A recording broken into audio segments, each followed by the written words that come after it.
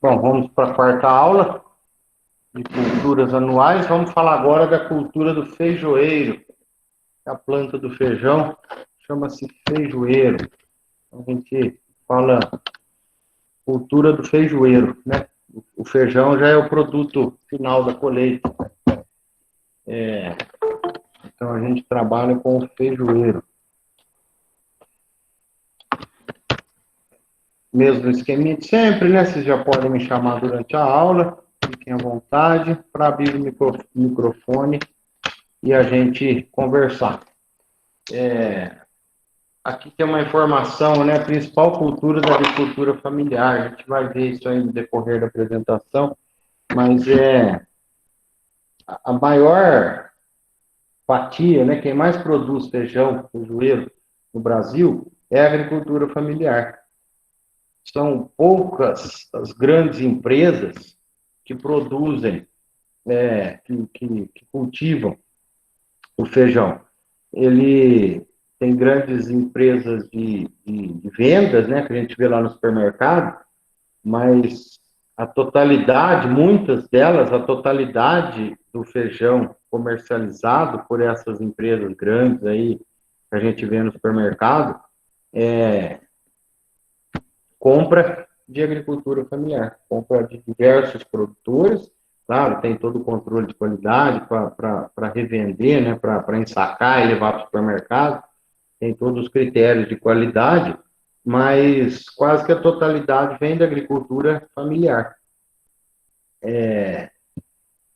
Grandes empresas acabam não produzindo, porque a quantidade de feijão não é, apesar de a gente ver que é importante na agricultura, mas a produção em si não há necessidade, não tem tanta demanda como tem uma soja, como tem um milho. Por quê?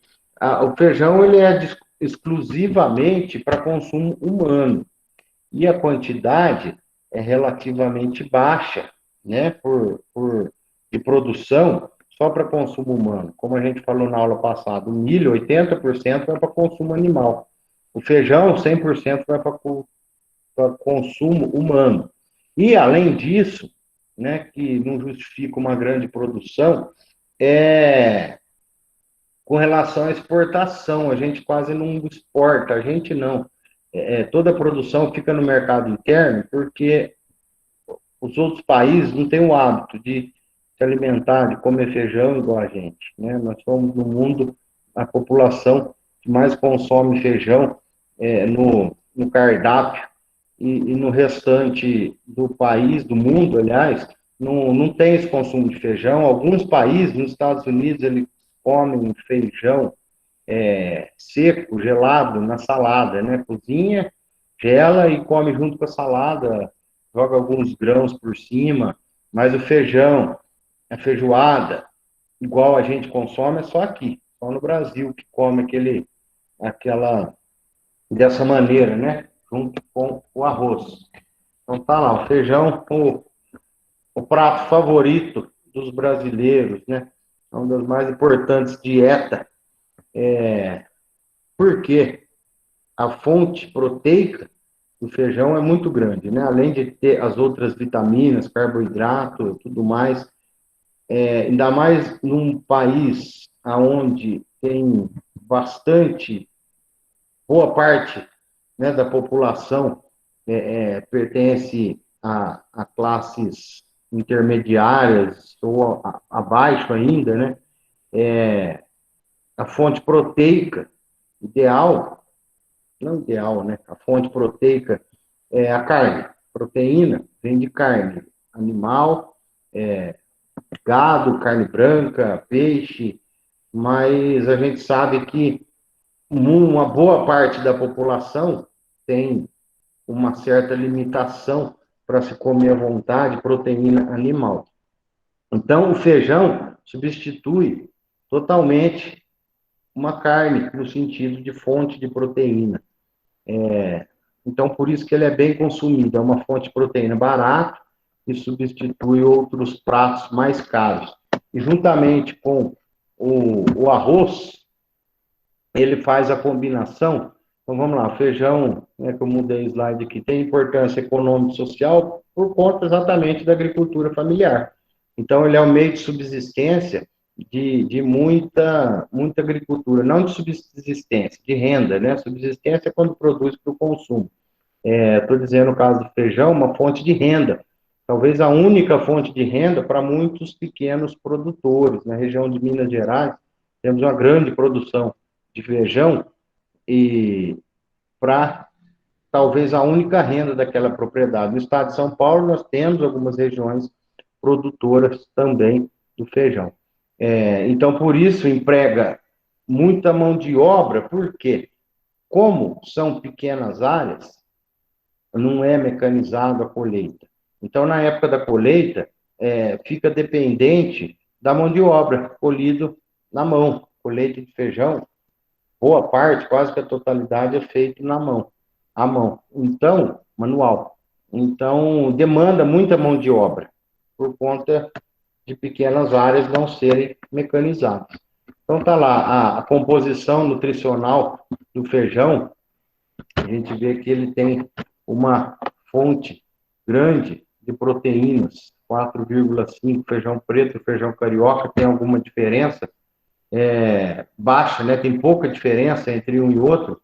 A gente vê que é um alimento completo, né? Por isso que ele se deu tão bem na nossa alimentação, né? Fontes de proteínas, lipídios, colesterol, não tem, né? Isso aqui é uma coisa que às vezes me incomoda, não incomoda, né? Quando eu vejo lá óleo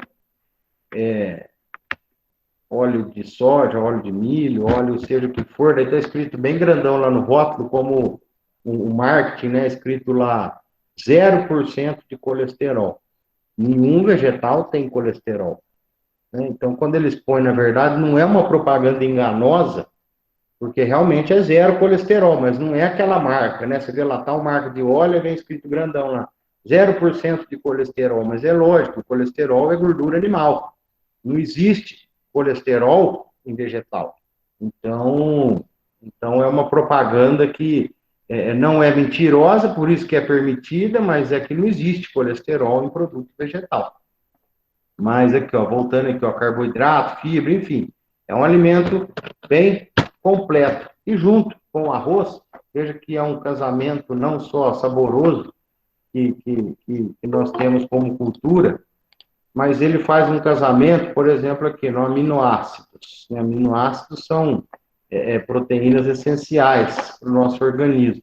Então, vê que alguns que têm pouco no feijão, o arroz compensa, né? Os aminoácidos sulfurados, que é importantíssimo para nós. 46 miligramas no feijão é pouco, mas olha, no arroz compensa. E vice-versa, o triptofano, que é muito importante para nós, tem pouco no arroz e o feijão compensa. Então, é um casamento perfeito, até nesse sentido, do arroz com feijão, que o que falta nenhum, o outro compensa nesses aminoácidos fundamentais para nós. Então, aí, o Brasil é o maior produtor mundial de feijão e maior consumidor de feijão, puramente para cozinha, para culinária. Até uma vez eu fui visitar um programa de melhoramento genético lá em Viçosa, de feijão, e que nem a gente é acostumado, né? Eu sou acostumado a ficar no melhoramento genético de cana, então as análises que a gente faz na cana é produção, é tonelada, né, por hectare, quantidade de açúcar. O melhoramento genético de feijão, lá no laboratório deles, na universidade, fica um monte de panelinha de pressão, umas panelinhas pequenininhas assim, ó, idênticas às grandes, só que são menorzinhas, que qual que é a característica desejável no feijão, além daquelas agrícolas que a gente já sabe, né, de produção, aquela coisa toda, mas é o ponto de cozimento, se aquele feijão cozinha, se aquele feijão fica macio, ou seja, se serve para a função dele, que é de alimentação. Então, no melhoramento genético de feijão, preconiza isso. Tem lá as panelinhas de pressão, que pode ser um feijão produtivo, resistente a pragas, responsivo a adubo, enfim. lá na parte do campo, pode ser um feijão perfeito. Mas se leva na panela de pressão e não cozinha, esquece que não vai ser uma nova variedade, não vai ser um cultivar. Quem faz melhoramento, quem faz cultivares, novas variedades de feijão, no Brasil são os órgãos públicos. A gente não vê empresas grandes como Monsanto, DuPont, Bayer, Pioneer, Ceres, fazendo semente de feijão, fazendo pesquisa com feijão. Exatamente por isso, porque é um mercado exclusivamente brasileiro, que não há exportação e pertencente à agricultura familiar. Então, quem faz melhoramento de feijão no Brasil hoje é a Embrapa e universidades, principalmente a Universidade de Viçosa. Tem variedades, programa de melhoramento de feijão. Então, quanto que a gente produz de feijão? 3 milhões de toneladas na produção total de feijão no Brasil, 3 milhões de toneladas, distribuído a boa parte, né? Aqui a gente vê aquela história que a gente viu de manhã no milho, né? Segunda safra e segunda safra, ou seja, esse aqui de primeira safra é os que produzem no final do ano, de outubro a dezembro, de segunda safra é no comecinho do ano. A gente vê que nós temos bastante feijão de primeira e de segunda safra, ou seja, quem faz de primeira safra é que talvez é a cultura principal. Quem faz de segunda safra, porque na época de outubro a dezembro está plantando outra cultura. E terceira safra, uma menor quantidade, mas com certeza são de produtores que produziram a primeira e a segunda safra uma outra cultura e a terceira safra vieram para o feijão. Então, nós temos 3 milhões de hectares, né? Você vê quase 3 milhões, né? 2 milhões 927. Então, você vê que, mesmo sendo cultura familiar, olha só, são 3 milhões de hectares.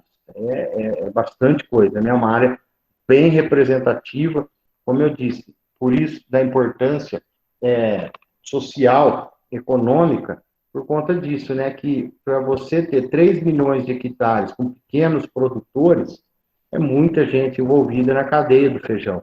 É muita gente plantando, colhendo, bastante propriedade, porque 3 milhões de hectares não é uma área desprezível.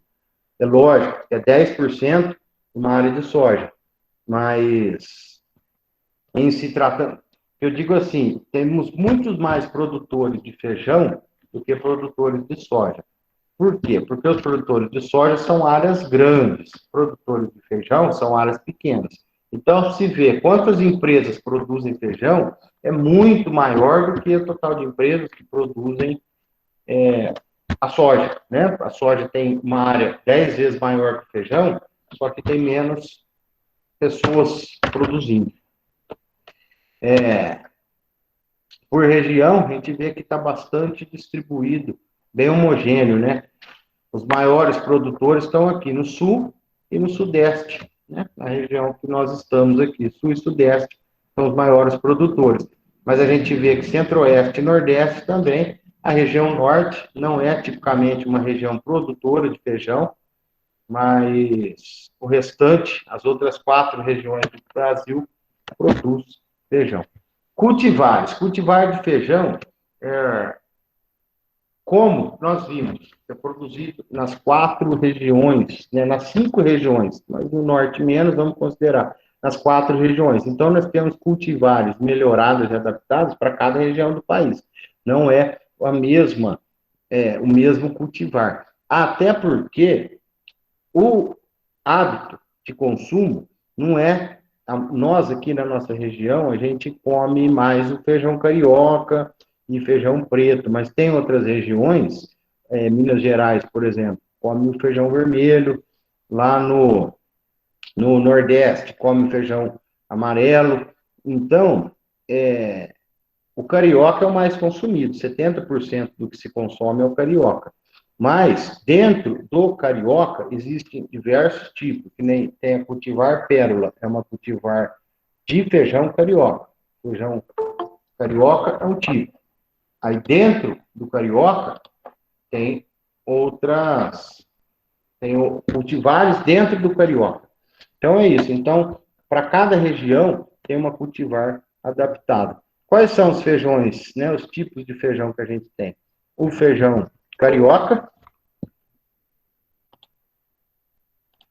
feijão tegumento. O que é o tegumento? É a casca, né? A gente vê é o que a gente enxerga. É o tegumento.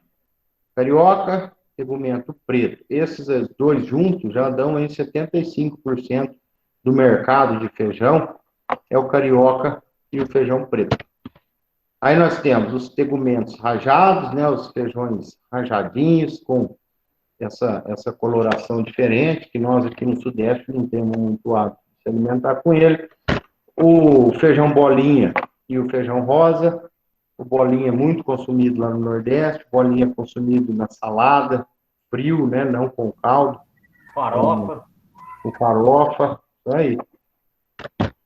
O feijão jalo, que é aquele feijão maiorzão, mais comprido, feijão marrom. E o feijão vermelho, em Minas Gerais, norte de Minas, eles consomem a zona da mata mineira. Lá você não encontra outro tipo de feijão sem ser o vermelho. É o hábito da região. Nos restaurantes, você não encontra o feijão carioca nem o preto, você vai encontrar só o vermelho. Você vê que é bem cultural, né? Tem cultura, costume, hábito para cada um dos tipos de feijão. Todos aqueles, e esse é o calpi.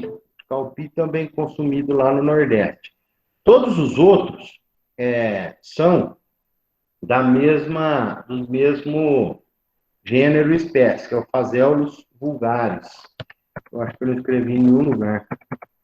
Phaseolus vulgaris é o nome do feijão, todos os feijões, é Phaseolus vulgaris, com exceção do feijão calpi, que é outro gênero e espécie, é Vigna unguiculata.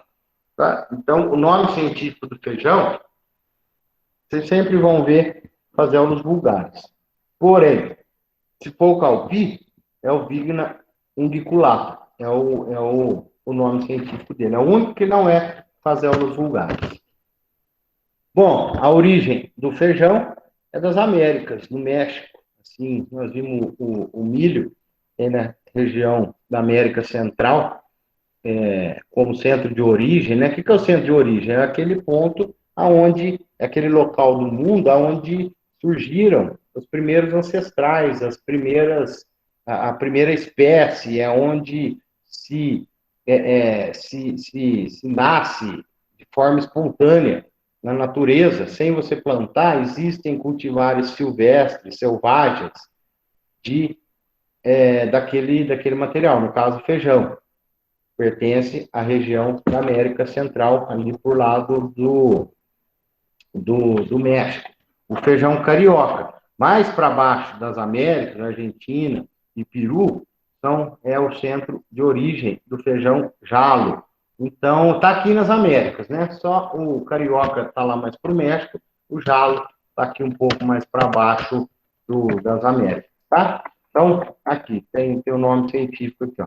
Então, ele é um Phaseolus vulgaris. O nome do feijão é o Phaseolus vulgaris. É uma planta anual, herbácea, leguminosa, gênero Phaseolus.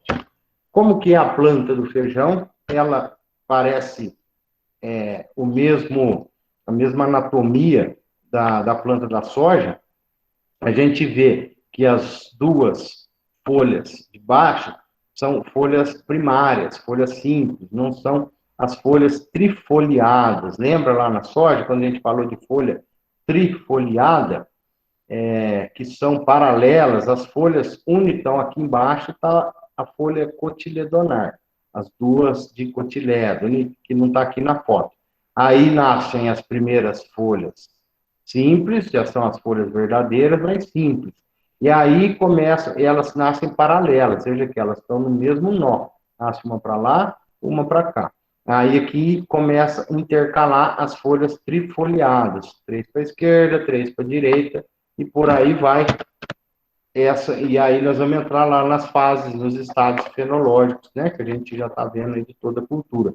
Esse aqui é a inflorescência do feijoeiro, é a florzinha do feijão, aonde vai nascer a vagem.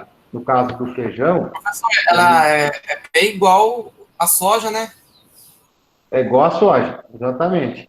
Ela nasce intercalada. A diferença é com relação à vagem. Como ela tem uma inflorescência, ou seja, na ponta do ramo existem diversas flores, essas flores vão produzir vagens. Então, diferente da soja, aonde ela produz uma flor no ramo, aqui na feijão ela produz várias flores, então na ponta pode ter até 5 vagens em um ramo do feijão.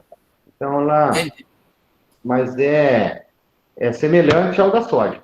Tanto é que os estados fenológicos a gente classifica até da mesma maneira, né? Então, ele é dividido aqui na fase vegetativa e na fase reprodutiva. Fase vegetativa, V0 até V4. E a fase reprodutiva começa no 5. Então, ela tem essa diferença, né? Lembra que lá na soja, no milho, a gente vê que vai R1, R2, R3, R4.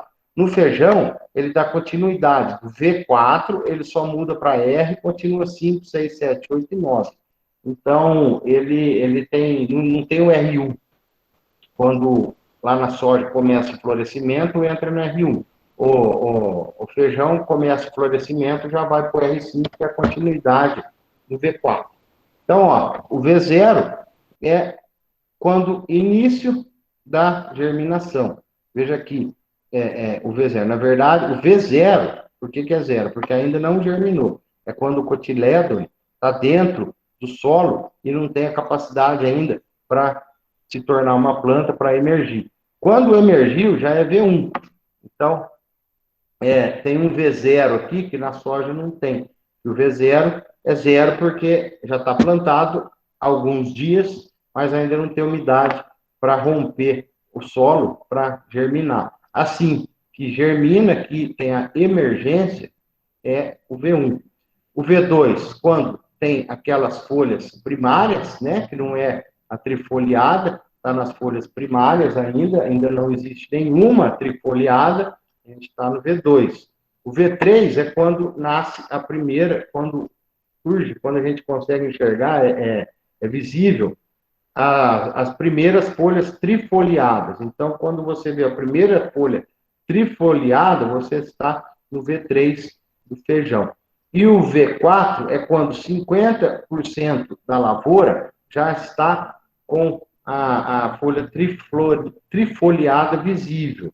E aí, quando 50% você já enxerga que estão com trifoliados, entra na fase R, que é a fase reprodutiva. Quando abre a primeira flor, você entra na fase R5, a primeira flor, e simultaneamente já vai ter a primeira vagem, porque as flores estão em fases diferentes, então vai ter flor que já está bem adiantada e flor que vai estar no início. Aquela que está bem adiantada, ela já vai ter a primeira vagem, e aquela que está no início ainda vai estar na fase de flor. Então, simultaneamente, no mesmo pé, na fase R5, eu tenho flor e tenho vagem.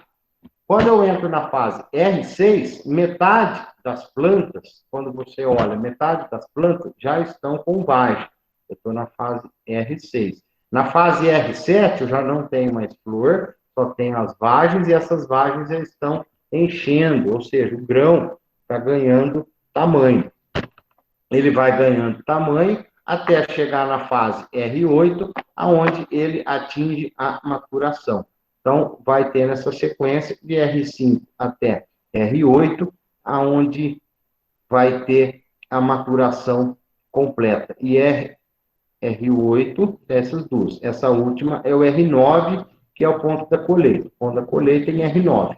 O ponto de enchimento e maturação de grãos é a fase mais longa no feijão, é o ciclo mais longo do estágio fenológico, é a fase R8, que ele compreende desde quando não tem mais flor, quando todas as vagens estão se enchendo, até chegar no ponto que a planta seca, né, desseca as folhas, que é a hora da colheita, que a gente está no R9. Então, essa é a fase, o ciclo completo do feijoeiro, V0, V1, V2, V3, V4, esses dois aqui. Então, veja que aqui ó, tem uma ligeira distribuição intercalação aqui do R4 e R5. Por quê? O R4 é quando surgem as primeiras vagens. O R5 é quando 50% já estão com as vagens. Então, o R4 e o R5 só modifica pela quantidade de plantas com vagem.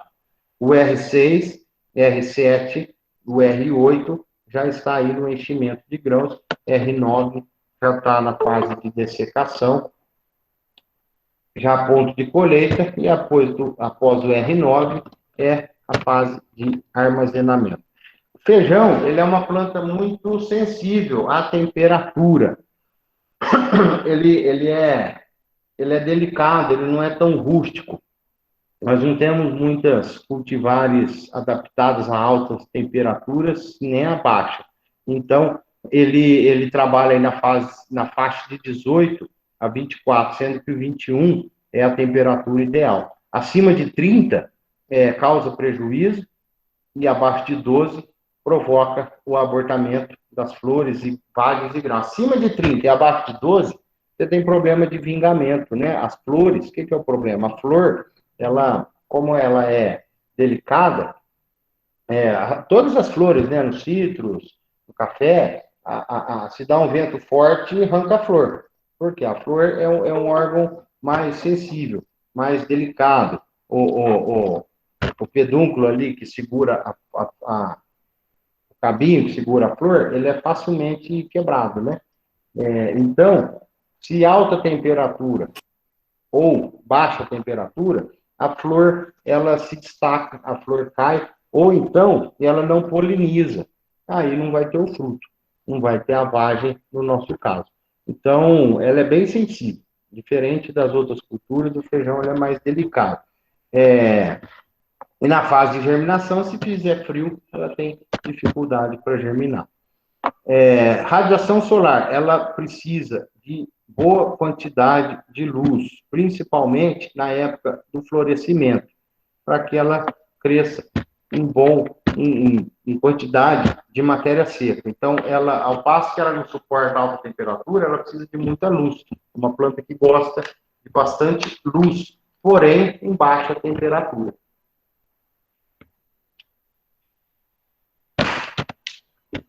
Precipitação, ideal quantidade de chuva do feijão é de 300 a 400 milímetros, distribuído durante todo o ciclo. E aquela mesma história, né? Que no período da floração é a fase mais sensível à falta d'água. É onde não pode faltar água de jeito nenhum.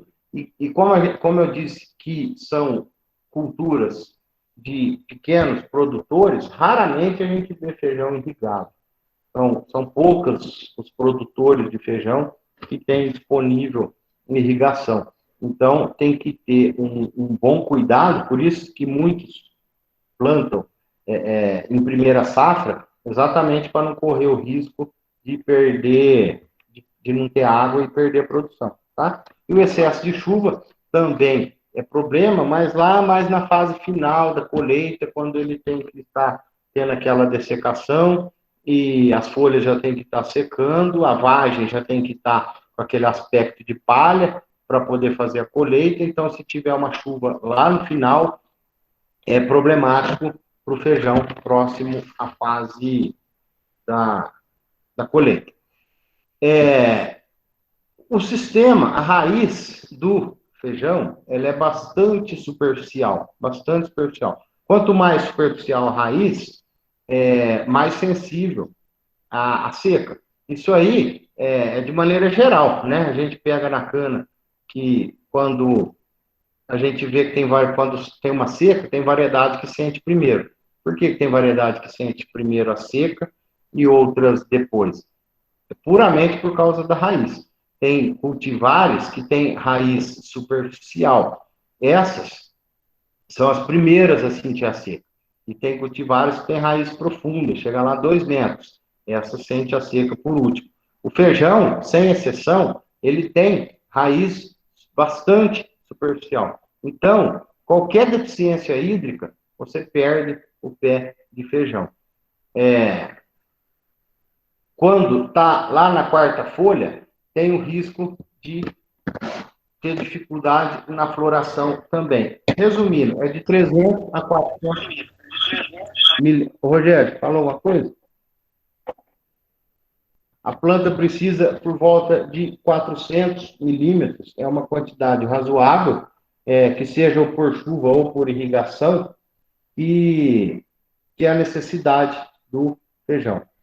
Porém, encharcamento, ele não tolera da mesma forma. Excesso de água, o feijão, ele, com falta de aeração no solo, o feijoeiro também não vai ter, não vai ter a sua produção de flor, atrapalha a formação de vagens. Então, você vê que a fase principal, aonde eu não posso de jeito nenhum faltar água, é na emergência, na emergência, que é o V0 e V1, e na fase R7, que é o enchimento de grãos. E na fase R8, eu não posso ter chuva, porque me atrapalha a colheita. Tá? Então, os resultados aí mostram que na faixa de 400 milímetros, aqui na região de São Paulo, é o ideal para que o feijão tenha o seu ciclo completo.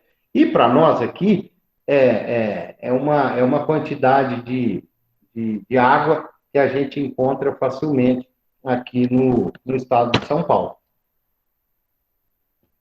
Feijão, com relação ao solo, ele é altamente adaptável em tipo de solo. Ele aceita tanto em terras baixas, arenosas, como que em terras mais elevadas. O problema do solo, ele não pode estar encharcado, tá?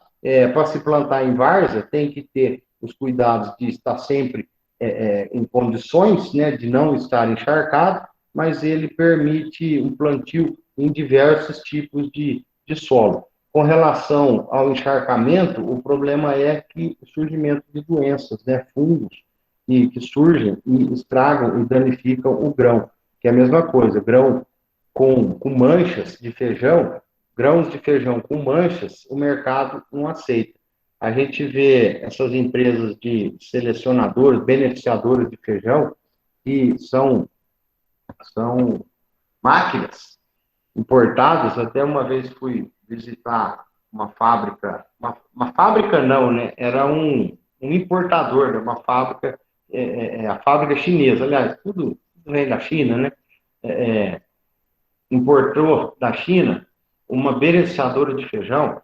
É impressionante como ela consegue separar. Tem uma cor diferente, que nem se cai um feijão vermelho no meio do carioca, a gente fazia o teste assim, soltava um feijãozinho vermelho na esteira, ela espirrava, né, sopra. Tem um soprador assim, ele sopra aquele grão vermelho que está misturado no meio do carioca. Se tem feijão menor, ele já cai direto na peneira. Ele tem um sistema de selecionar hoje grãos manchados, ele descarta também a beneficiadora. Essas beneficiadoras de hoje são muito, muito modernas, né? A gente, quem tem mais de 35 anos, 30 anos, eu acho que vai lembrar quando a mãe da gente, a avó da gente, escolhia feijão, né? Quem não lembra disso? Feijão, a gente chegava lá na casa da avó da gente, ela estava lá, separando, escolhendo feijão. Por que não tem mais isso hoje?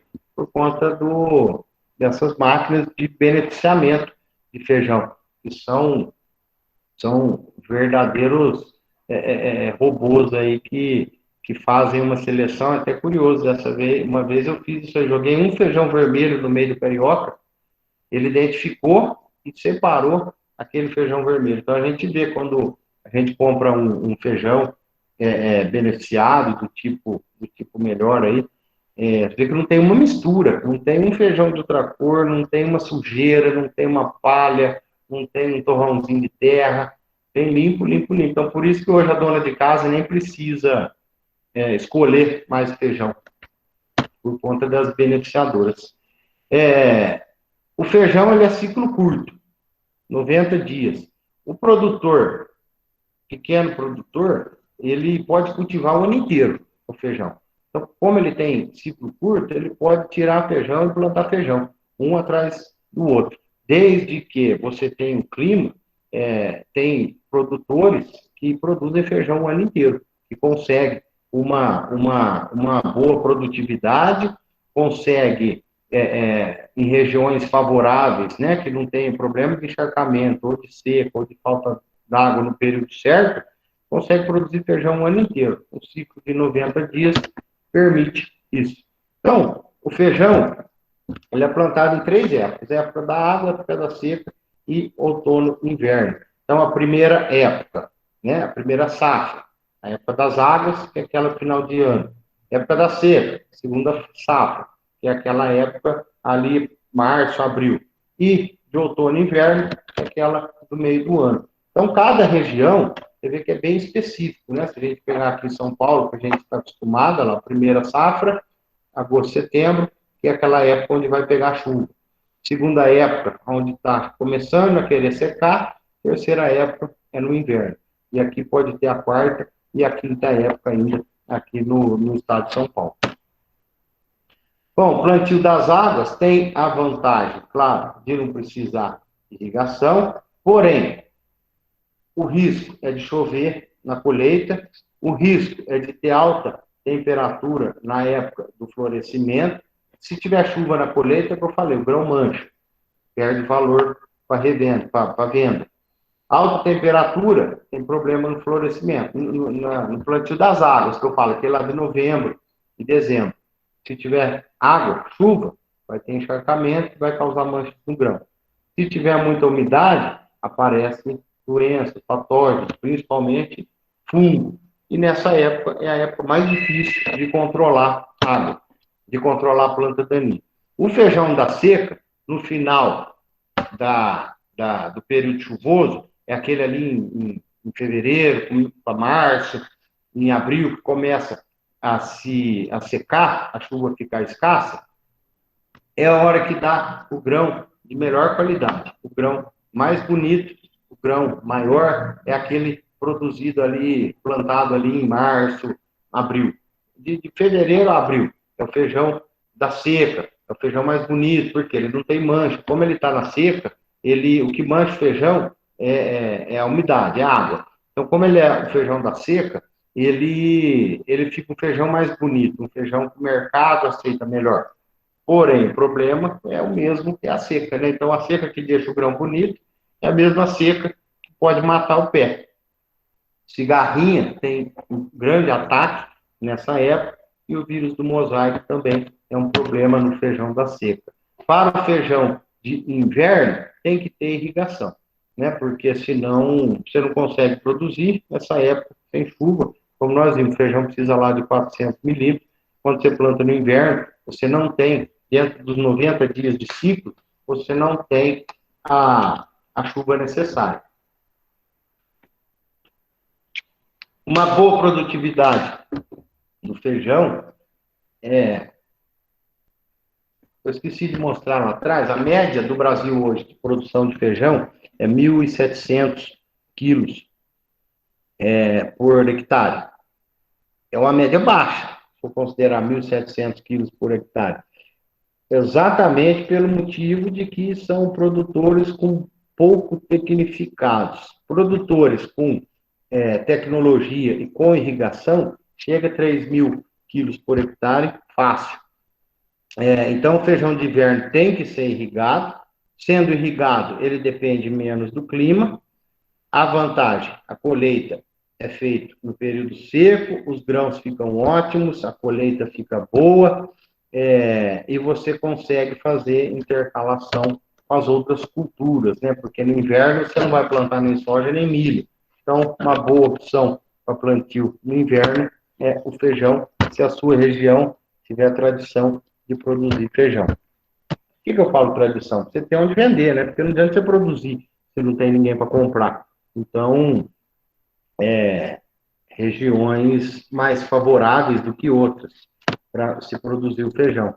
O feijão pode ser no plantio direto, palha, em cima da palha, né? Você acaba de colher uma soja, um milho, você já pode sair plantando mecanicamente o feijão. Então, as plantadoras convencionais, a mesma plantadora do milho, o que muda? Muda o disco, né? O disco de semente. É a única coisa que muda. A plantadora é igual, só vai mudar aquele disco aonde vai pegando a semente e distribuindo. Então, nós temos muito utilizado para plantio de feijão as plantadeiras, aquelas tobatas e até mesmo a manual. Tobata é aqueles mini tratorzinhos e manual, tração animal, como a gente está vendo aí, é muito utilizado.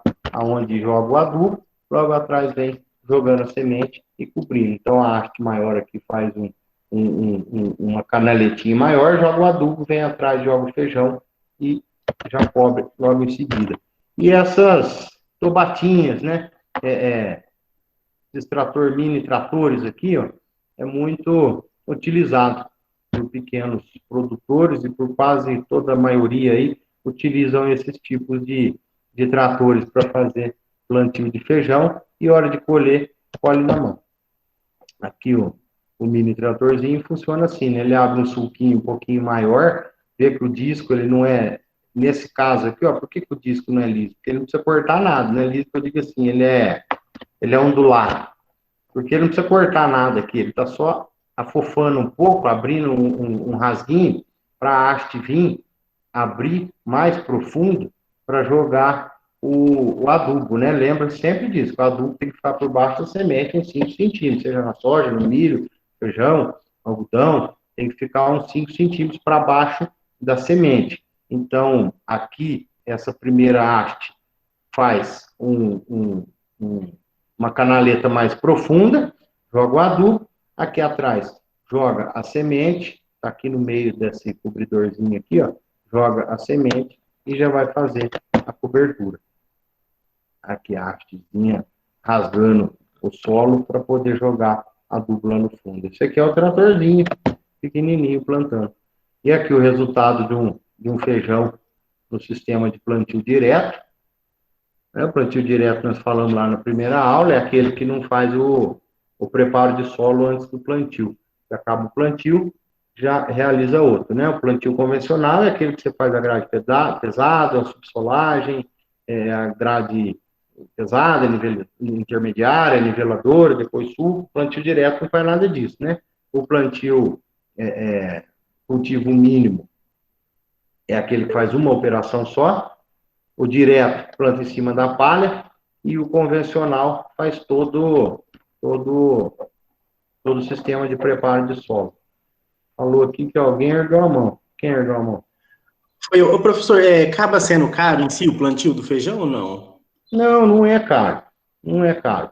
Assim, o feijão, ele remunera por tonelada, eu não vou saber falar o valor, mas ele remunera aí 50% a mais, 50%, 60% a mais do que a soja. Então, a gente vê o preço do feijão, né? Quanto que está um saco do feijão no supermercado? Quem foi comprar feijão esse dia e sabe o preço? Mas deve estar uns 10 reais, uns 7, 8 reais o quilo.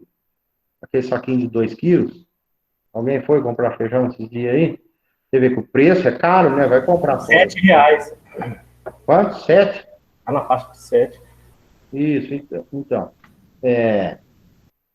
Ele é um produto que remunera bem. Então, o plantio acaba sendo mais caro porque você faz em baixa escala, né? Então, o custo por hectare é mais caro um pouco do que a soja.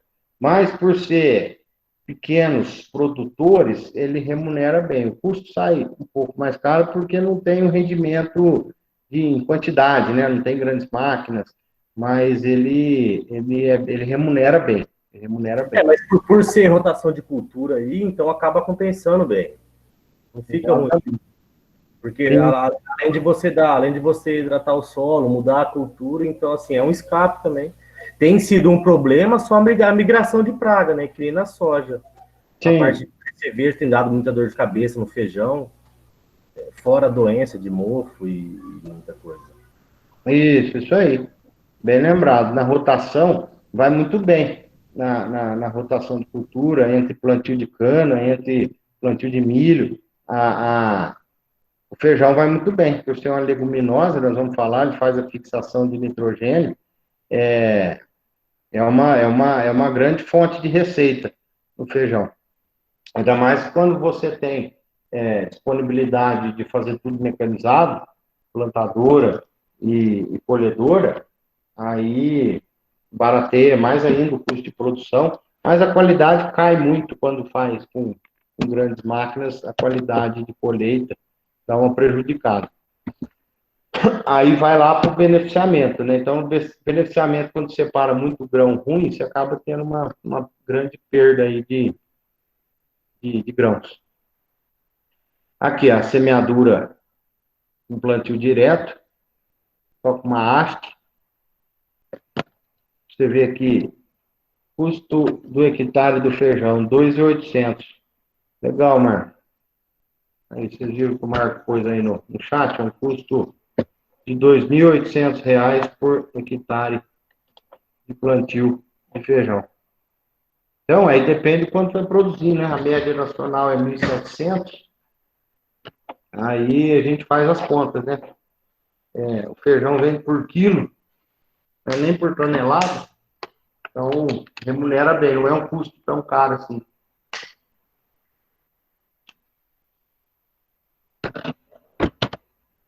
Aí um feijão com um preparo reduzido. Alguém ergueu a mão. Thaleson. Pois não, Thales?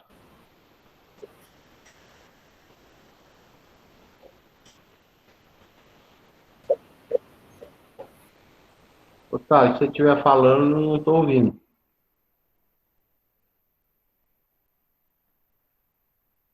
Não? Acho que não está saindo o seu microfone aí. Se quiser escrever no chat, mas vamos lá. Olha lá, um feijão feito com preparo reduzido, veja a qualidade, né? Olha lá, cultivar pérola. Pérola é o feijão carioca. Feijão carioca, cultivar pérola. Então, como a gente tem falando, né? A função da escolha da cultivar é sempre com relação à sua região, e claro, tendo a escolha correta da cultivar, a maior produtividade, reduzindo o custo, obviamente. O que tem que levar em conta para escolher uma variedade? Claro, potencial de produção dela, a adaptação aos sistemas de cultivo que você tem. Por exemplo, irrigação, você tem cultivar que é mais produtiva, que dá um grão melhor, mas é dependente de uma irrigação. Então, a escolha da cultivar tem que levar tudo isso, sua região, potencial de produção da sua região, as condições dos equipamentos de cultivo que você tem, como que você vai plantar, como que você vai colher, se você vai irrigar, e com relação à infestação de doença que você tem. Sempre tem algumas doenças que nem tem lá. Deixa eu ver uma pergunta no chat aqui. Dependendo da região, tem qualidade que vai melhor que a outra. Sim, sem dúvida. Sem dúvida. A escolha da cultivar depende da região. Tem região que está mais adaptada a uma temperatura, a mais altitude. Com certeza, a região interfere na escolha da cultivar. Mas depois que está produzido, o feijão acaba sendo todo igual. Que nem se é um feijão carioca, a cultivar pérola, é recomendado para uma região. A outra cultivar do carioca, esqueci o nome, ela também é recomendada para outra região, mas depois que os dois produziram, o grão é o mesmo. Eu não sei se talvez você estava pensando igual o café, né? O café na altitude tem uma bebida, o café na outra altitude tem outra bebida.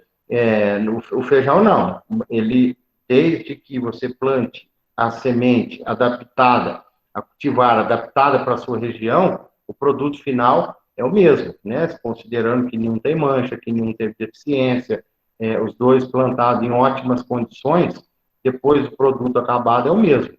Mas, com certeza, a escolha da cultivar depende da sua região. Hábitos de crescimento. determinado e indeterminado. Vocês lembram disso aqui lá na soja, né?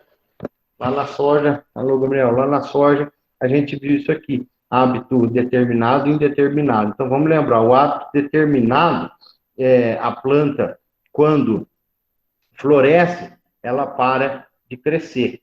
Então, ela começa a florescer de baixo para cima, começou a florescer, ela para de crescer.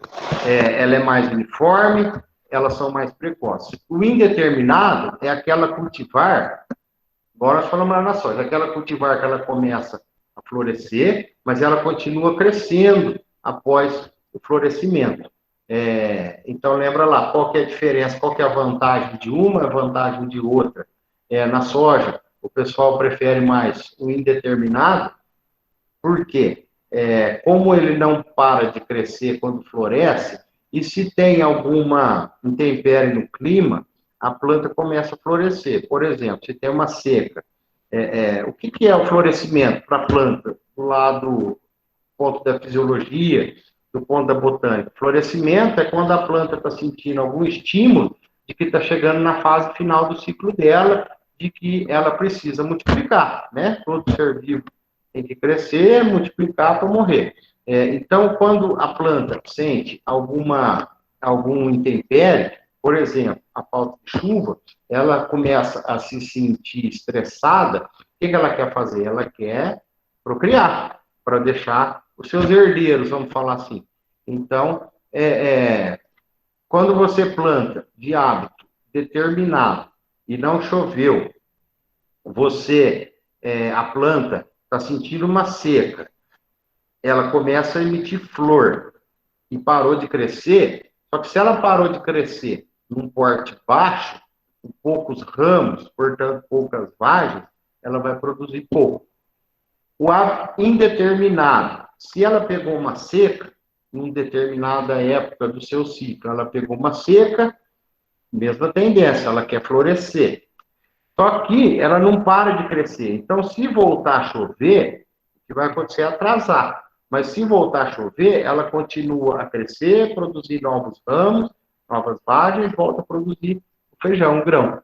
O hábito determinado, não. Se pegou uma seca, floresceu, ela parou onde está. O indeterminado, se pegou uma seca, voltou a chover, ele volta a crescer. Então, muitos dão preferência ao indeterminado para correr menos risco. Agora, se você tem um sistema de irrigação, você planta o determinado, por quê? Porque o determinado é precoce e tem uma maturação mais uniforme. Por quê? Como as flores aparecem todas simultâneas na planta, a maturação é igual, né? Porque se você tem uma flor velha e uma flor nova, a flor velha vai virar fruto baixo primeiro, e aquela lá vai ter uma maturação bem avançada com relação à flor mais nova. Então, o hábito determinado, como toda flor vai nascer junto na planta, ela tem uma maturação uniforme. Então, se você tem um risco, você tem um sistema de irrigação, você consegue eliminar o risco de estresse hídrico, você planta determinado. Se você não tem uma irrigação, ou seja, não consegue fugir do risco de faltar água, você planta de hábito determinado, o seu risco diminui demais. Deixa eu ver, ó. Chegou uma pergunta aqui do Thales, sua saca do feijão, R$ 500, a de soja 160. Olha aí a diferença. Obrigado, Thales, pela informação. Você viu, o custo do plantio do feijão é um pouquinho acima, mas olha a diferença do preço da saca do feijão, R$ 500, e da soja, R$ 160. Então, é uma ótima receita aí pro pequeno produtor, né? Mesmo que ele não tenha uma alta produtividade, vamos por aí, é fácil fazer uma conta, então, se está R$ 500. Ó, excelente calculadora, né? Vamos fazer. Vamos pôr a produção baixa de 1.500 dividido pela saca 50, vai dar 30 sacos, vezes 500,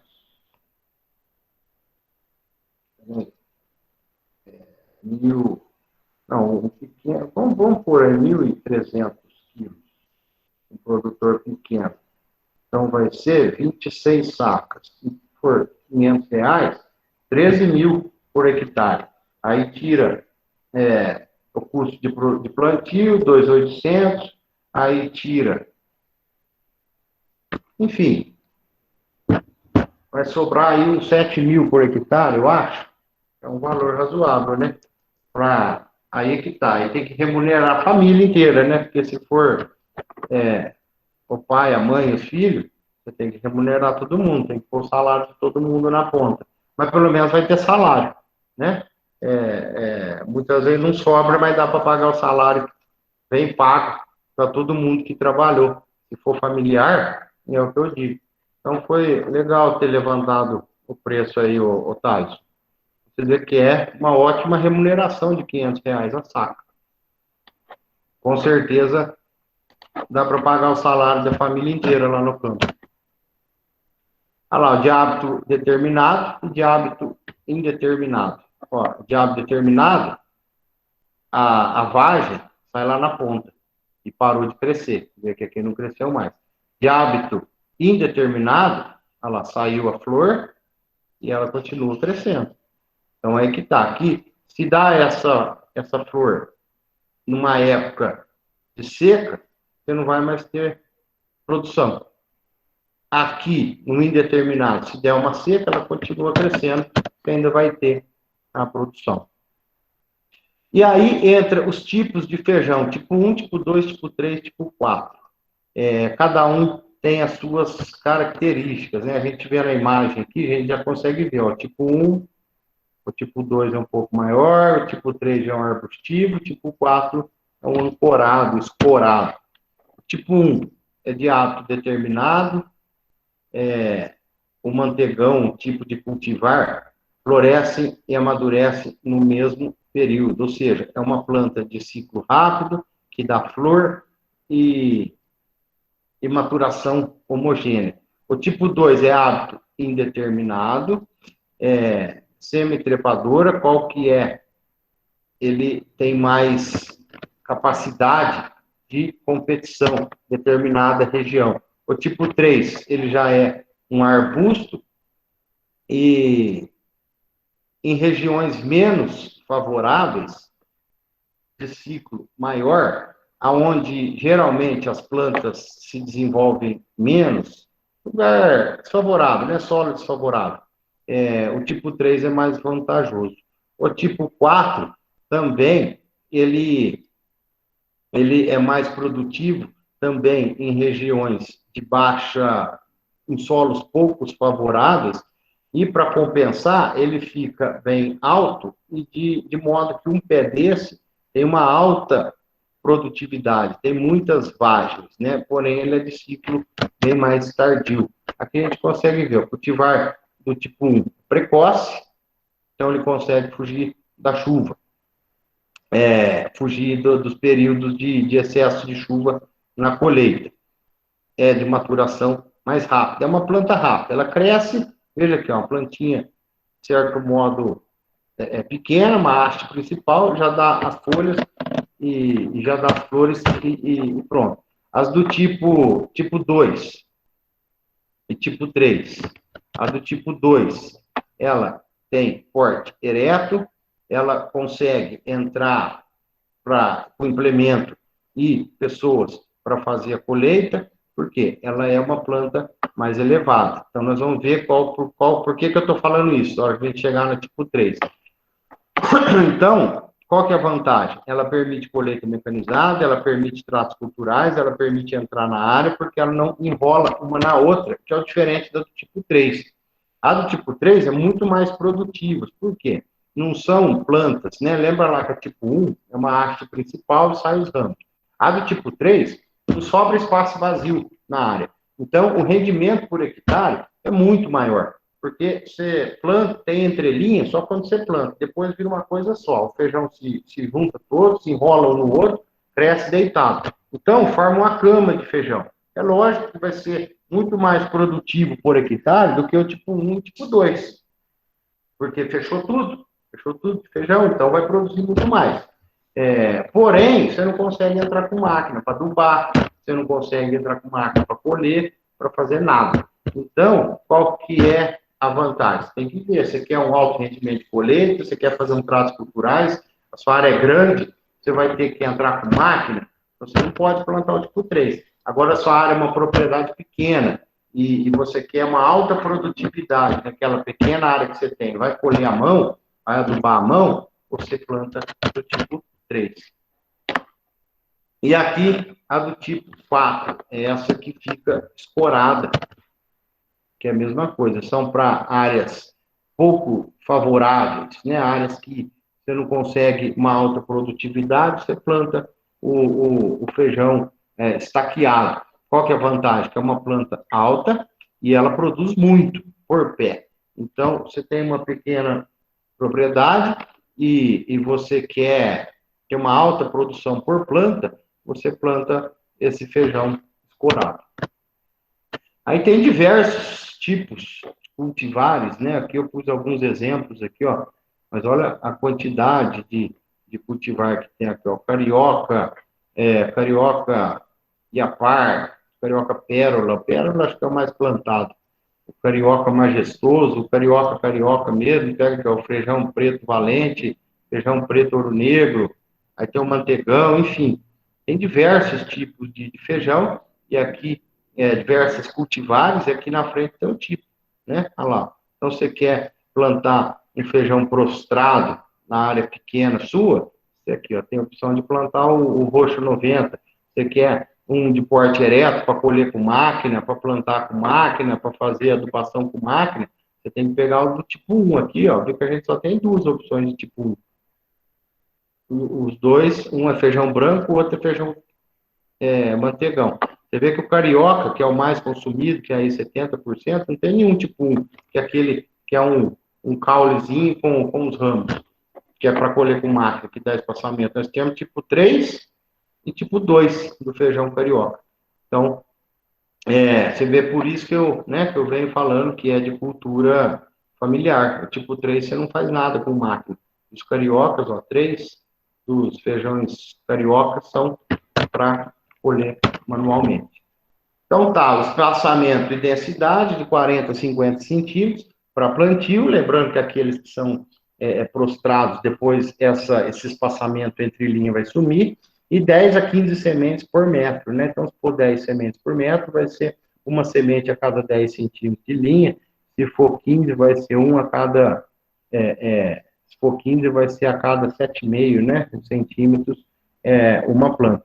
População elevada, você vai ter competição e vai perder semente, não compensa. População menor pode resultar também na perda, né? Vai produzir menos, você vai ter menos plantas. População maior, você vai ter competição, você vai perder algumas plantas.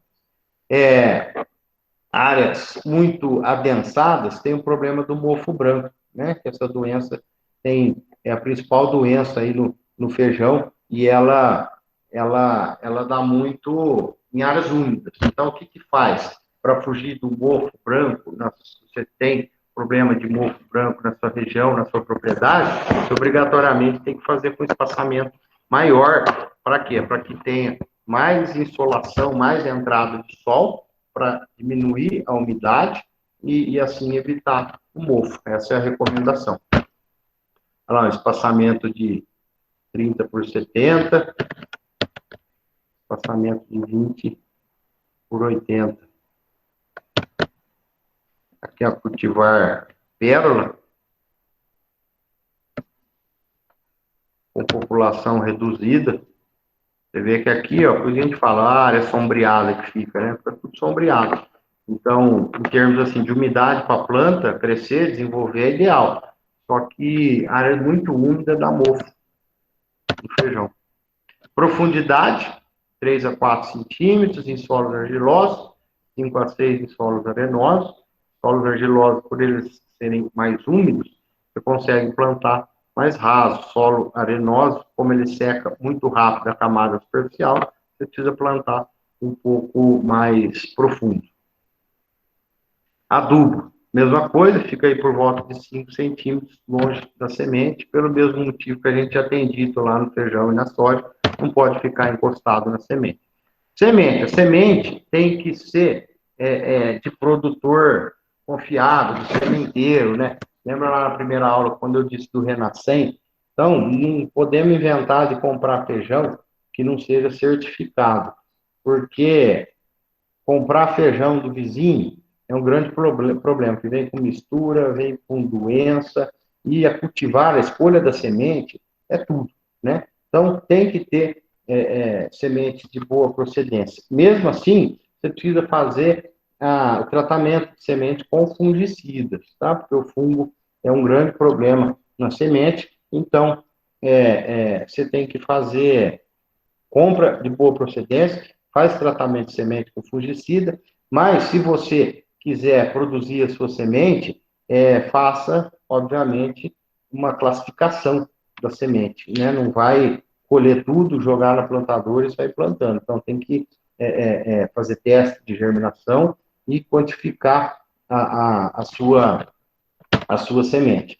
Então, nós vamos fazer uma continha aqui agora, porque como técnico, tudo isso que nós falamos agora, né, a aula às vezes fica, a disciplina chama assim, né, técnicas de produção de grandes culturas, e aí uma das etapas são técnicas de produção de culturas anuais. Então, a intenção da disciplina, por mais que fique talvez até cansativo, né, vocês aí desse lado, mas é importante porque as técnicas de produção são essas. A intenção da disciplina é essa, dizer quais são as técnicas de produção das principais culturas do Brasil. Por isso que as outras duas que nós vamos falar, o arroz e o algodão, complementam. Se der tempo, eu nas outras turmas, eu nunca dei uma aula de passagem, eu vou ver se eu consigo, mas eu acho que vai ser difícil, porque como eu não sei que a aula que vem eu faço algodão e arroz junto para deixar a última para pastagem, mas eu acho que não, pelo menos numa turma eu dei aula sobre pastagem. Mas o que eu digo, as técnicas de produção, a gente tem que conhecer como são, quais são. Essa é a intenção da disciplina. Técnicas de produção das principais culturas do Brasil. Então, oi. Se cortar aí, acho que alguém tá com o microfone ligado, aí tá dando interferência. Pelo menos para mim aqui, na verdade. Tem alguém com o microfone ligado aí? Eu não, aqui, para mim não está aparecendo não, Anderson. Eu passo o mouse por cima dos nomes aqui, eu consigo, não tem, pelo menos agora, sei que se desligou aí, talvez na hora que você falou, que alguém desligou. Mas então, está escrita essa frase aqui, ó, você como técnico, nós como técnicos, temos que recomendar tudo isso que nós estamos falando até agora, porque, com certeza, durante a sua vida, vai aparecer algum produtor de feijão, algum produtor de milho, que vai te fazer alguma pergunta. E a pergunta que ele vai te fazer, com certeza nós falamos aqui na aula. Ele vai te perguntar ou da doença, ou do plantio, ou da adubação. Então, a ideia é essa. Quando você faz uma disciplina só de adubação, mas você não entra especificamente numa cultura. Então, aqui a intenção é adentrar uma cultura. Então, essa frase que eu pus aqui, ó, ser como técnico, tem que orientar o produtor por tudo isso que nós falamos em todas as disciplinas e nos slides anteriores, porque não tem como fugir dessas perguntas. Se alguém te parar e perguntar o que eu tenho que fazer para tal cultura, com certeza a resposta vai estar aqui nesses slides, tá? Então, uma outra pergunta que alguém pode fazer é quanto que eu tenho que comprar de semente para fazer o meu plantio. Então, vamos calcular. Peguem aí lápis e papel, vamos fazer essa continha, copiem essa fórmula aí, ó. Q é igual D vezes P vezes 10 dividido por PG vezes E. E aí embaixo está cada significado de cada um, né? D é o número de plantas por metro, P é o peso de 100 sementes, PG o teste de germinação, né, o poder de germinar, e o E é espaçamento entre linhas.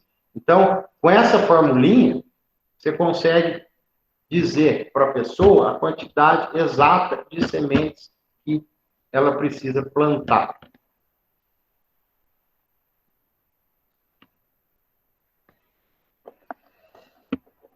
Vamos copiando aí um minutinho.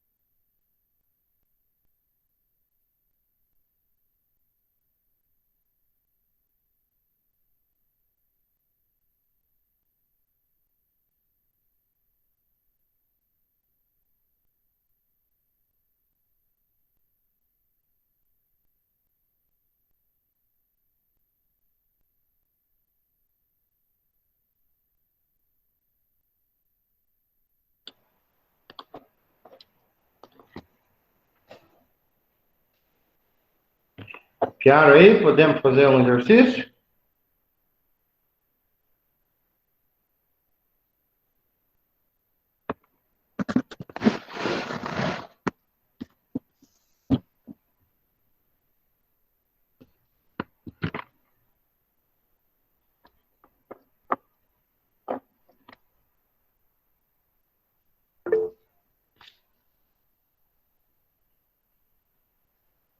Então tá, vamos lá. Então, ó, tá aqui os dados e vocês aplicam a formulinha aí, me dão a resposta e eu vou aproveitar e fazer na chamada. Alex Viana. Presente. Alex Silva.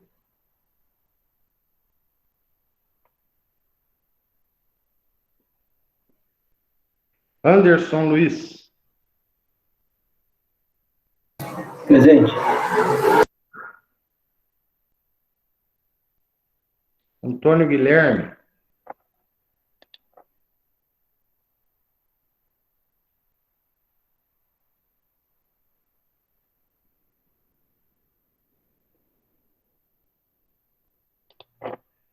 O Antônio tá com a mão levantada aí.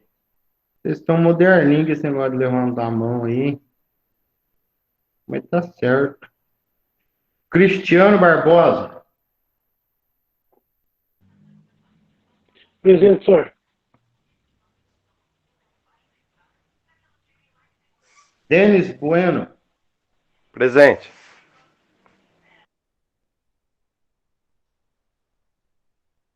Eliezer.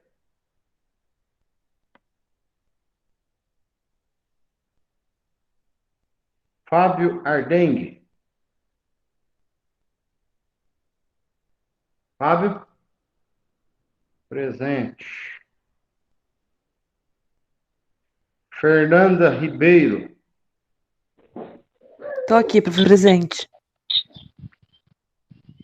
Felipe Cedran.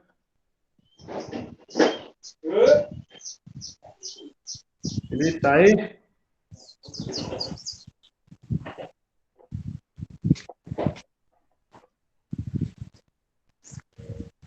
Felipe?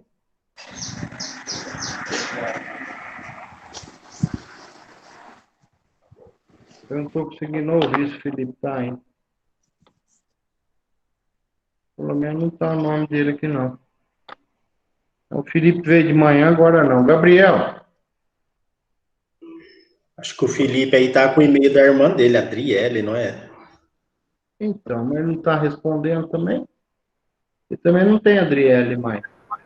A Adriele acabou de sair. Vamos ver se ele vai embora. Se ele volta.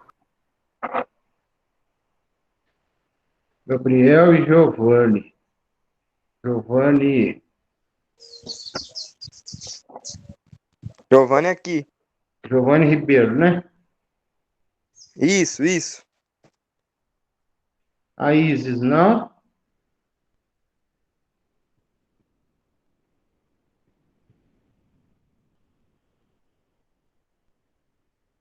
O Jefferson. Tô aqui. Ô, professor, eu tô presente, viu? Que caiu minha internet. Felipe Cedran? Caiu bem na hora que o professor chamou meu nome. Essa internet tá com rolo com você, hein? Ah, não, professor, pode ver aí, eu tava online até Não, tô brincando. Eu lembro, os meninos lembraram, você não tinha posto falta, não. Não, caiu bem na hora que o professor chamou meu nome. Desculpa aí, tá? Não, imagina, tranquilo. Os meninos já tinham falado aí também. João Pedro. Vocês fizeram aí? Já tem a resposta?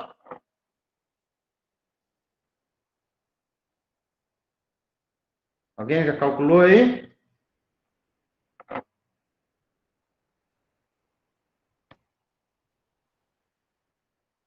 Vamos lá, quero ouvir a resposta aí. É facinho de fazer a conta. Vocês copiaram a fórmula, né? O João Vitor tá aí? Copiamos. Legal, Fernando. João Vitor?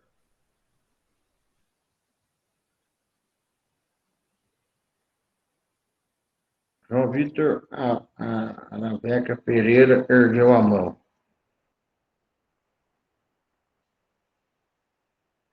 Legal. Leonardo das Neves.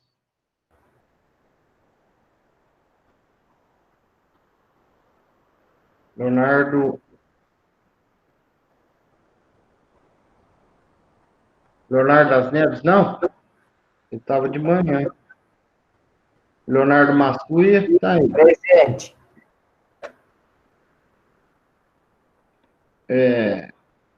Lucas Gabriel. Apareceu? De manhã ele não veio. Lucas Gabriel, não. Marco Antônio de Paula. Presente. Milton Pedroso. Presente. Otávio Antônio. Presente. Nome grande, Otávio Antônio Paoli Siena de Souza. Então. Não tem vírgula, não, né? Infelizmente não. É de uma vez. Pessoal, e aí? Quem fez aí? Quando deu?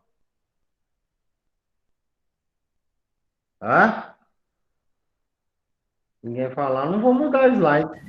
Esse Q da fórmula aí é o quê? O que é a quantidade de semente que eu quero saber? Então, mas espera aí, ó. Quantidade de semente, quilo, tá. Olha lá. Vai ser o número de planta. Isso. Não, tem alguma coisa que tá faltando aí. Eu não tô achando, não. O que tá faltando? Falta nada, não? Não, é porque... Sei lá, na minha conta deu 1.660 quilos. Ué. 66 quilos. A minha deu 1.660 também. Então, a minha conta... Não, a minha deu 76. Não, mas 76 para 4,5 hectares aí não dá para nada. Aí você temos por hectare, né? Hectare. Porque lá em cima o que é por hectare. Aí 66 vezes 45 daria 2.970 quilos, mas não sei se... Não é 45, é 4,5.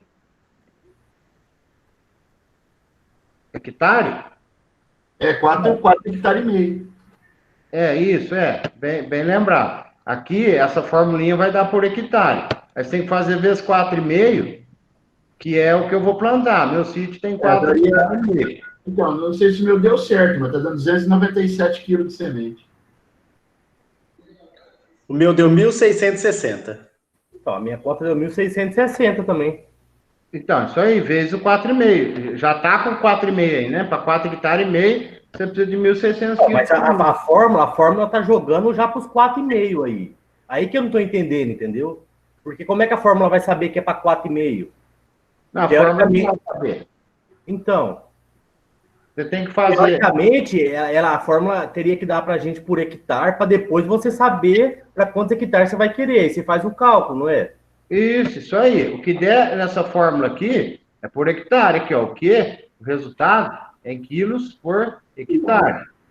Aí, como o meu sítio tem 4 hectares e meio, eu tenho que fazer o que der na fórmula vezes 4,5. Então tá. Eu pego os 1.660 e jogo para 4,5. Isso aí.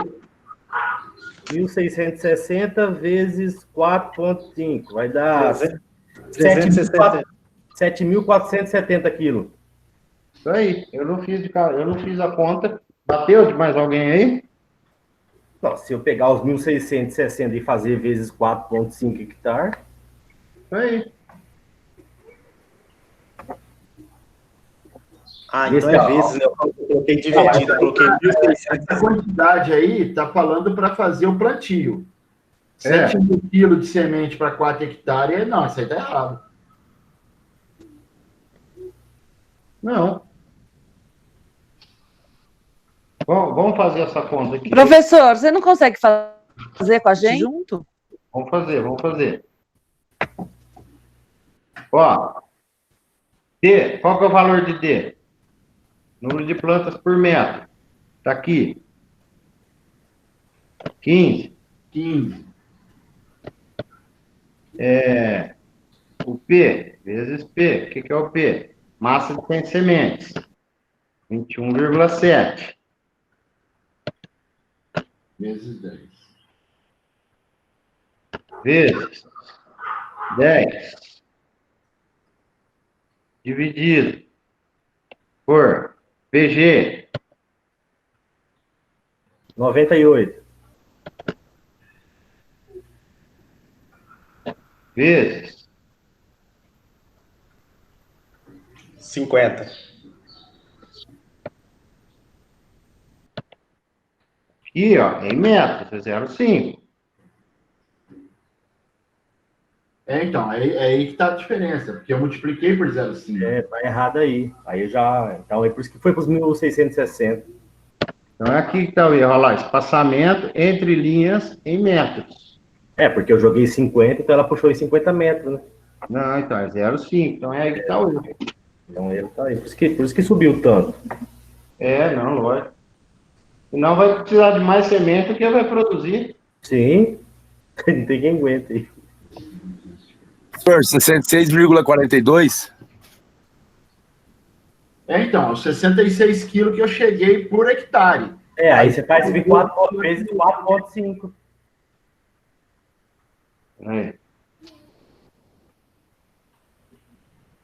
E dá 297 quilos para os 4 hectares e meio. É mais ou menos o mesmo cálculo para soja, isso aí é a mesma coisa.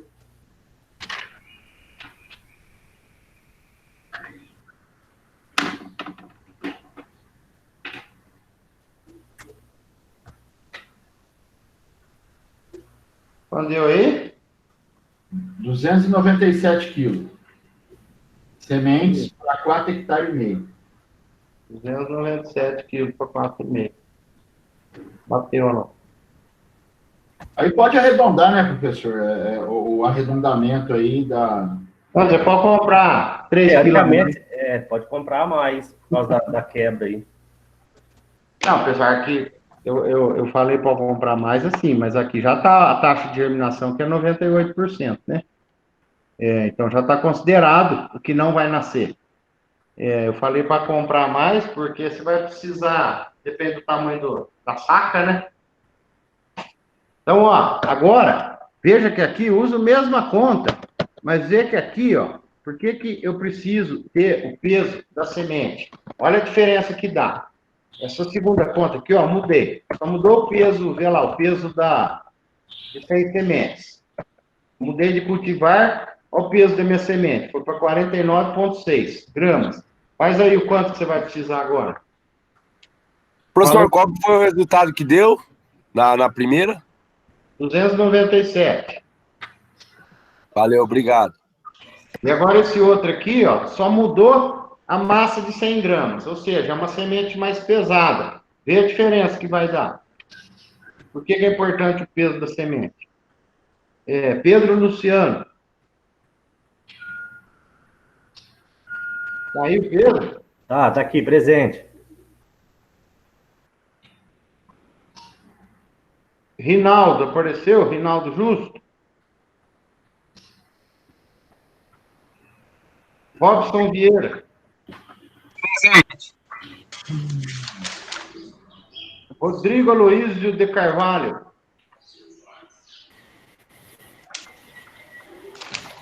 Rodrigo levantou a mão. Rogério Adolfo da Silva. Presente. Thalisson. Presente.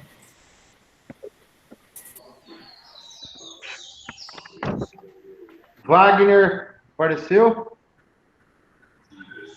E o Alisson.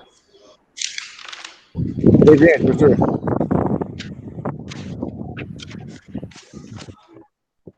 E o Ricardo Ramos. Tá aqui. Então, que veio de manhã e não veio agora à tarde, é só o Leonardo das Neves Raimundo. O Leonardo veio de manhã e não veio agora. O restante que estava de manhã está agora de novo. E aí, quando deu?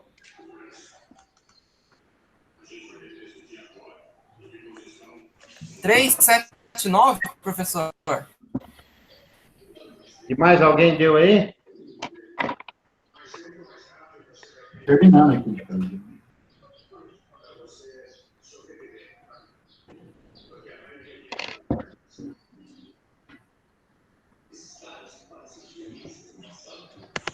$3.795?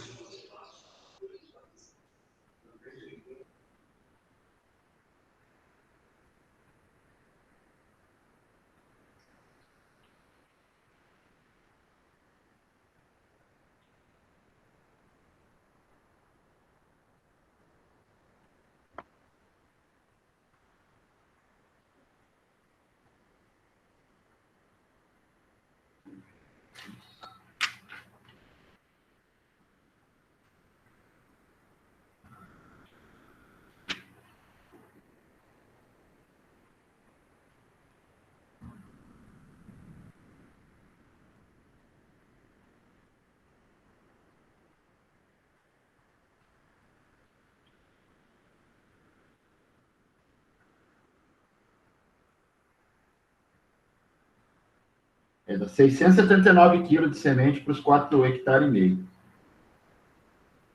151 quilos por hectare. Meu deu 679,5 também.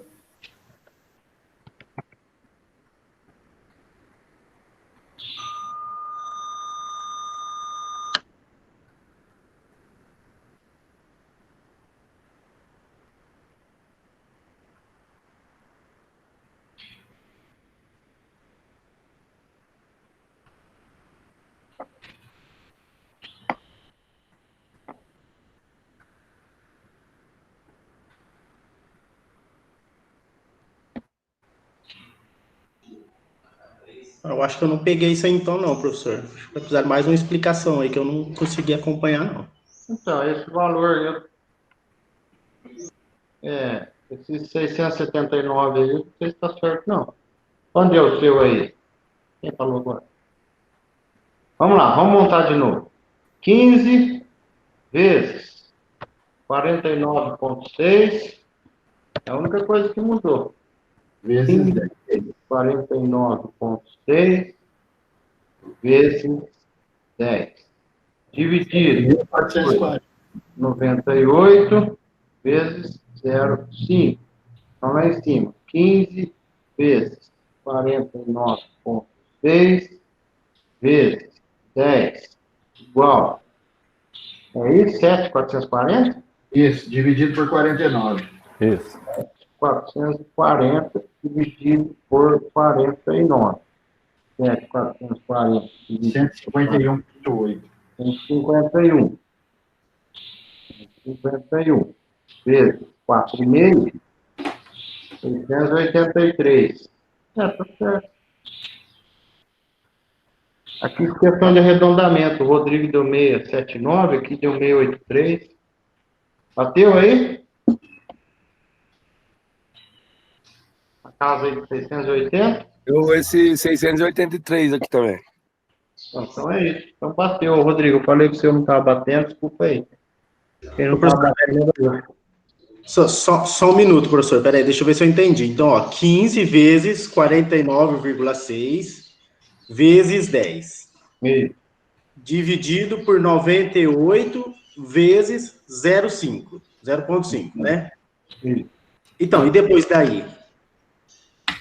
Aí faz Aí agora. deu 51. Bateu? 3,79?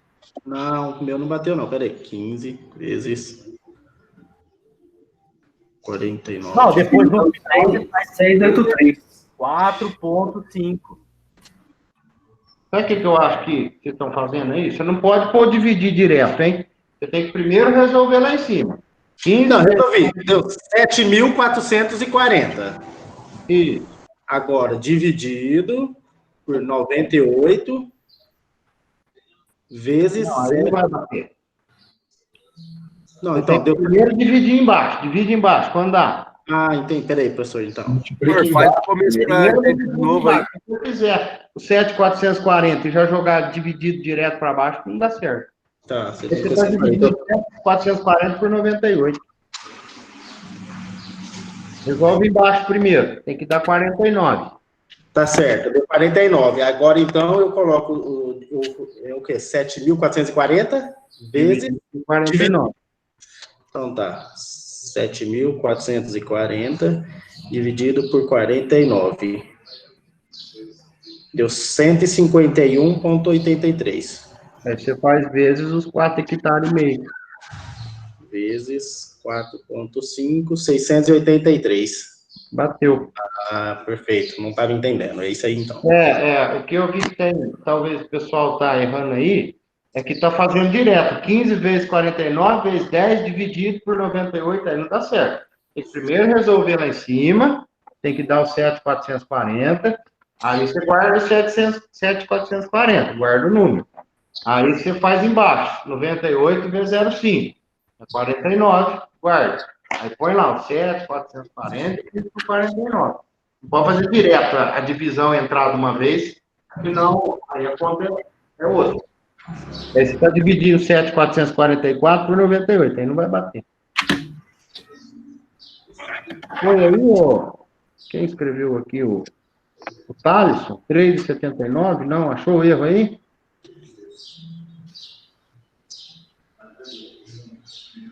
Achou aí, Thaleson, o erro?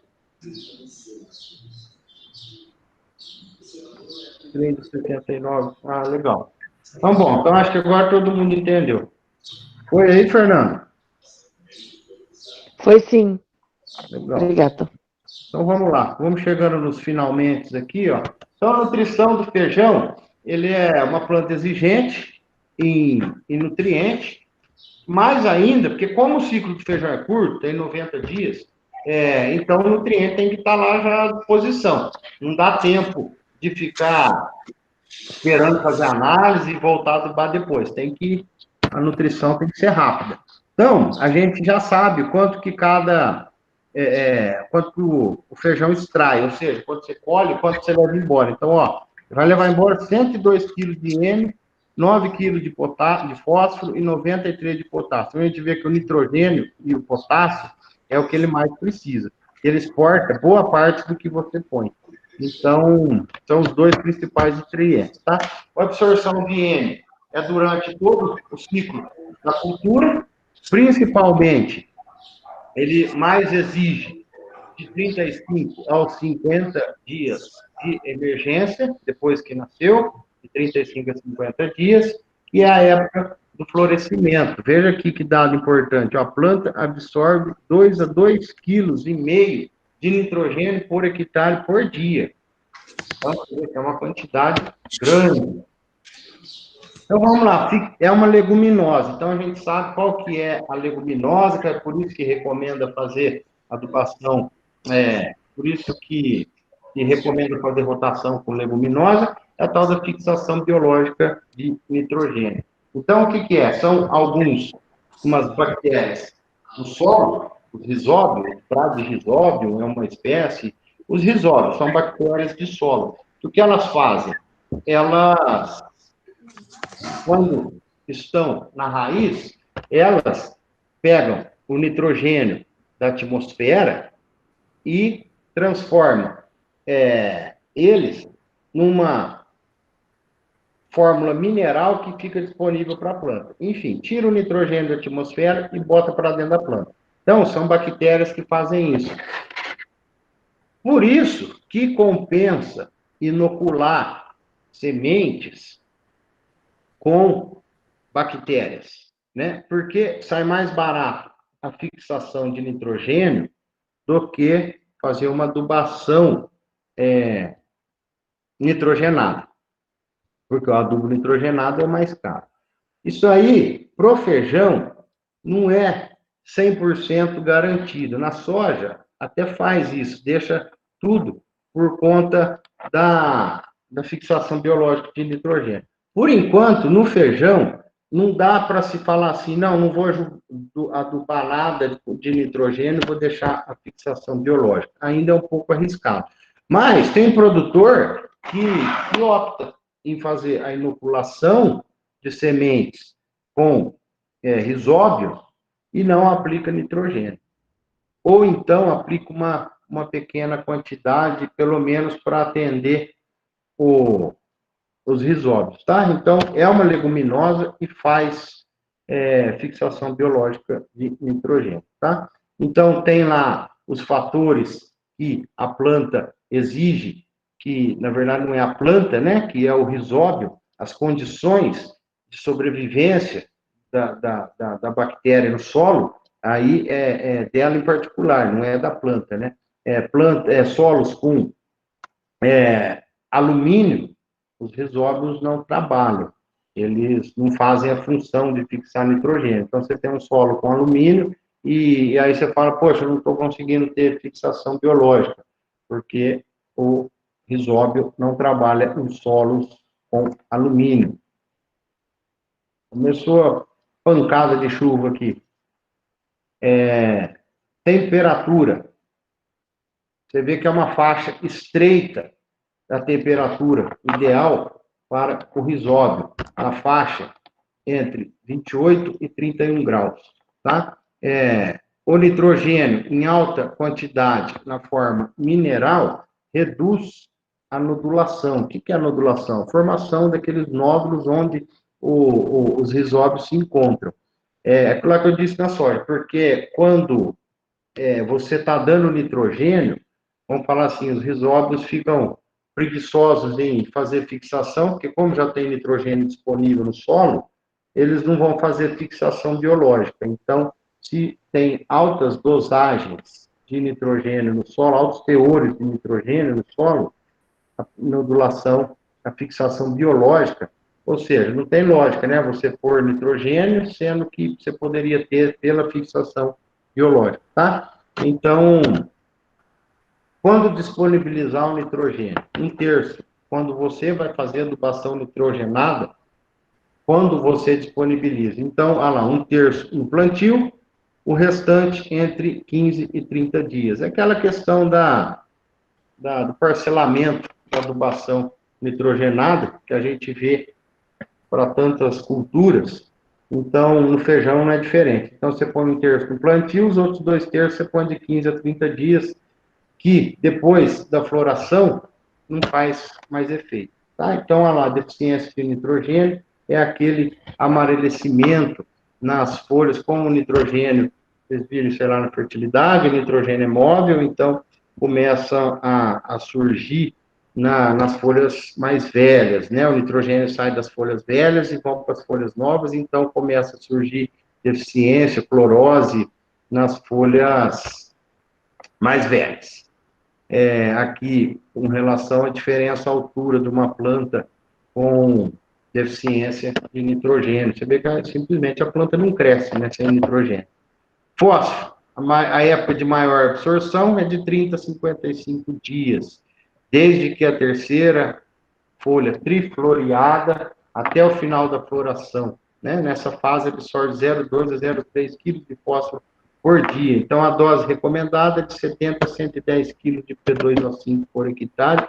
Sintomas de fósforo na planta, essa coloração verde pálida aqui, intercalado com os verdes escuros, aqui uma planta deficiente em fósforo.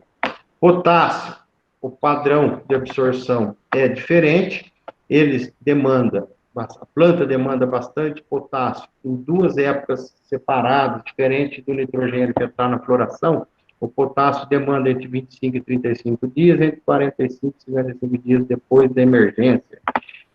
A planta absorve 1,7 quilos por hectare por dia. E no final do florescimento e formação de vagens, ele absorve mais ainda na fase de 2,2 quilos por hectare por dia.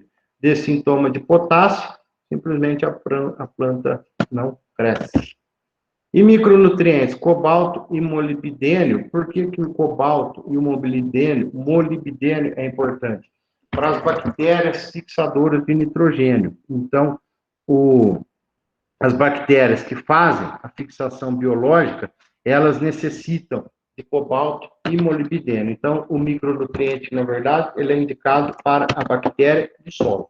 Então, está aí, aí também o zinco, o magnésio e o cobre é recomendado, e nessas quantidades, a gente consegue ter lá no boletim 100 também alguma recomendação, mas os teores estão aqui, ó, de boro, cobre, manganês e zinco, dependendo do teor que está no solo, a quantidade que se deve aplicar. Deficiência de magnésio acontece nas folhas mais velhas, com essa clorose internerval, ou seja, entre os dois nervos da folha, dá essa clorose. O que é a clorose? É perda do verde, né? Começa a formar aquela cor pálida. A deficiência de boro causa secamentos aqui nos pontos de crescimento da planta. Deficiência de cálcio, morre a ponta do caule, lá no ponteiro do caule vai ter a morte. Deficiência de manganês, as folhas mais novas, ou seja, as folhas do ponteiro, começa a ter clorose por completo entre as nervuras. Deficiência de zinco, encurtamento do internode e do tamanho da folha. Veja aqui a importância do zinco, né? Um solo deficiente em zinco. Então, a gente vê que o feijão ele é bastante exigente em nutrientes, não só o macro, como os micros, né? Lembre-se que a diferença de macro para micro não é importante. Não é a diferença de macro para micro, não é que um é mais importante que o outro. Todos são considerados essenciais.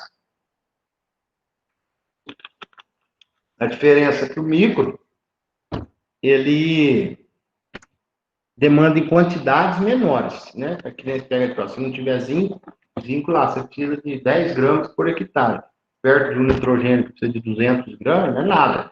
Só que uma planta sem zinco, veja que ela também não cresce assim como sem nitrogênio. Tá? Então, da nutrição. É isso, doença. Tem bastante doença que ataca a cultura do feijoeiro.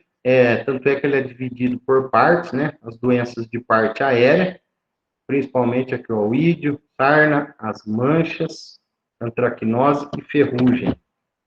Aqui cada uma delas. Antracnose, mancha, ferrugem, ó, o mofo branco aqui, ó. Um oídio, aqui nas folhinhas brancas. E o vírus do mosaico, que vem pelo pulgão. Doenças, fungos de solo, são os que causam podridões, o mofo branco, o fusário e a mela. Bactérias, o crestamento da murcha, vírus são os do mosaico.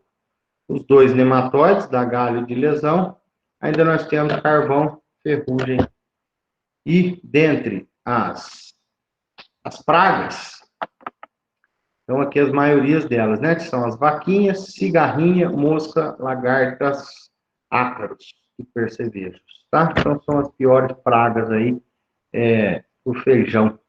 São os ácaros, lagartas e cigarrinhas e percevejos. Então tiver aqui, ó, o adulto da vaquinha, que é aquele besorrinho, né, parece a joaninha. É a vaquinha, que é danosa ao feijoeiro. Aqui, a mosca branca. Aqui, a lagarta, a larva da mosca, a larva, né, minadora da mosca. Aqui, a lagarta das folhas, que é a teiazinha, ó. Não tiver essa teia entre as folhas, né? Costuma ver no espaço aqui essa teia. Essa teia é produzida pela lagarta, por essa lagarta aqui, ó. Então, ela se alimenta da folha e aqui, junto com a teia, tem as fezes dela. Então, quando a gente vê essa teiazinha junto das folhas, ela tem as fezes da lagarta. É isso, pessoal. Alguma dúvida?